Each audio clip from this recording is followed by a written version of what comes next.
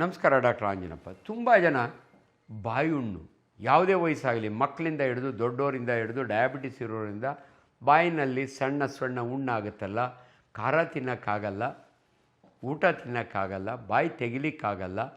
ಅದರೊಳಗಾಗಿ ಆ್ಯಂಗಲ್ನಲ್ಲಾದರೆ ಕೀಲೋಸಿಸ್ ಅಂತೀವಿ, ಆ್ಯಂಗ್ಯುಲರ್ ಕೀಲೋಸಿಸ್ ಅಂತೀವಿ.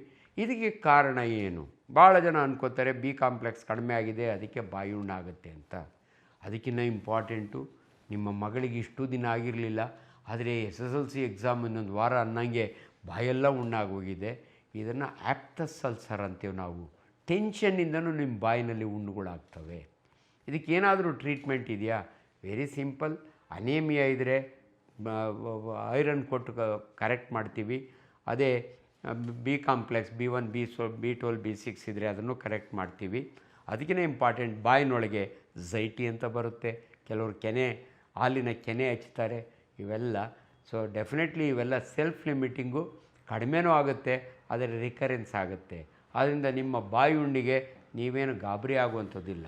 ಆದರೆ ಬಾಯಿನಲ್ಲಿ ಪೇಯ್ನ್ಲೆಸ್ ಹುಣ್ಣಿದೆಯಲ್ಲ, ದಟ್ ಈಸ್ ಮೋರ್ ಡೇಂಜರಸ್. ನೋವಿರೋ ಹುಣ್ಣಲ್ಲಿ ಕ್ಯಾನ್ಸರ್ ಇರಲ್ಲ, ಆದರೆ ಕೆಲವರಿಗೆ ನಾಲಿಗೆಯಲ್ಲಿ ಒಂದು ಹುಣ್ಣಿರುತ್ತೆ, ದಿನೇ ದಿನೇ ದೊಡ್ಡದಾಗುತ್ತೆ, ಪೇಯ್ನ್ ಇಲ್ಲ, ಆದರೆ ಒಂದೊಂದು ಸಾರಿ ಬ್ಲಡ್ ಬರುತ್ತೆ. ಕೆನ್ನೆಯೊಳಗೆ ಬಿಳಿ ಮಚ್ಚೆ ಇರುತ್ತೆ, ಅದನ್ನು ನಾವು ಲೂಕೋಪ್ಲೇಕಿ ಅಂದರೆ, ಲೂಕೋ ಅಂದರೆ ಬಿಳಿ, ಪ್ಲೇಕಿ ಅಂದರೆ ಅದೊಂದು ಮಚ್ಚೆ, ಅಥವಾ ಎರಿಥ್ರೋಪ್ಲೇಕಿಯಾ ಅಂತೀವಿ ನಾವು.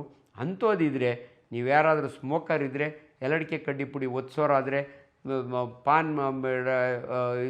ಪಾನ್ ಪರಾಗ ತಿನ್ನೋರಾದರೆ, ಕೈನಿ ಬಾಯಿನೊಳಗೆ ಇಟ್ಕೊಳ್ಳೋರಾದರೆ ದಯವಿಟ್ಟು ಅದನ್ನು ಸ್ಟಾಪ್ ಮಾಡಿ. ಅದನ್ನು ನಾವು ಬಯಾಪ್ಸಿ ಮಾಡಿ ನೋಡ್ತೀವಿ. ಕ್ಯಾನ್ಸರ್ಗೆ ಏನಾದ್ರು ಚೇಂಜ್ ಆದರೆ ಟ್ರೀಟ್ ಮಾಡ್ತೀವಿ. ಹಂಗೆ ಬಿಟ್ಟರೆ it's a precancerous condition ಅಂತೀವಿ. ನಾಲಿಗೆ ಒಳಗೆ ಅಂಥ ಹುಣ್ಣಿದ್ರೆ ಅದೊಂದು ಬಯಾಪ್ಸಿ ಮಾಡ್ತೀವಿ ನಾವು. ಅದಕ್ಕೆ ಕ್ಯಾನ್ಸರ್ ಅಂದರೆ, ಅರ್ಲಿ ಕ್ಯಾನ್ಸರ್ ಆದರೆ ನಮಗೆ ಭಾಳ ಈಸಿ ರೇಡಿಯೋಥೆರಪಿ ಕೊಡ್ಬೋದು, ಇಲ್ಲದ್ರೆ ಸರ್ಜರಿ ಮಾಡ್ಬೋದು. ಅದರಿಂದ ದಯವಿಟ್ಟು ಬಾಯಿ ಹುಣ್ಣಿಗೆ ನೀವು ತೋರಿಸ್ಕೊಳ್ಳಿ, ಹೆದರ್ಕೊಳ್ಳೋಕೆ ಹೋಗಬೇಡಿ. Thank you. ಆರೋಗ್ಯ ಮಾಹಿತಿಯ ಇಂಥ ಮತ್ತಷ್ಟು ವಿಡಿಯೋಗಳಿಗಾಗಿ Vishwavani health YouTube channel subscribe ಮಾಡಿ.